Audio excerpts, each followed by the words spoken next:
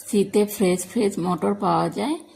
যারা এখনও বানাননি তাদের জন্যে মটরশুঁটির কচুরি খেতে খুবই ভালো লাগে। খুব সহজ পদ্ধতিতে মটরগুলো আগে ছাড়িয়ে নিয়ে একটা কাঁচা লঙ্কা দিয়ে ধনিয়া পাতা সবগুলো একসাথে মিক্সিতে পেস্ট করে নিয়েছি। কড়াইশুঁটির কচুরি বানানোর জন্য এখানে আমি ময়দা নিয়েছি 2 কাপ, স্বাদ অনুযায়ী লবণ, তেল দিয়ে ভালো করে এটা মাখতে হবে। কচুরি বানানোর জন্য এখানে ময়দা ব্যবহার করতে হবে। এটা ট্র্যাডিশনাল ডিশ। এখানে আটা দিয়ে করলে একদম ভালো লাগবে না, ময়দা দিয়েই করতে হবে। খেতে খুবই ভালো লাগে ময়দাতে। দেখুন খুব সুন্দর, যেমন লুচি পরোটা ডো করা হয় সেভাবেই ডোটা করে নিয়েছি।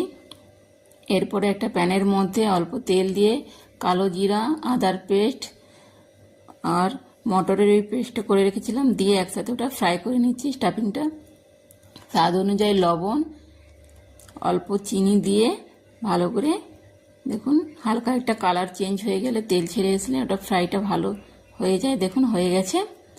এরপরে আমি মেখে রাখা ময়দা ছোট লিচি কেটে হালকা বেলে স্টাফিংটার মধ্যে ভরে দিয়েছি। ভালো করে দেখুন এরকম চেপে চেপে গোল গোল করে ভরে নিয়েছি। হালকা হাতে এবার বেলে নিতে হবে। এখানে একদম প্রেস করে বেলবেন না, স্টাফিংটা এখানে ফেটে যাবে। দেখুন এইভাবে হালকা হাতে বেলে নিয়েছি। এরপরে তেল ওদিকে গরম হতে দিয়ে দিয়েছি।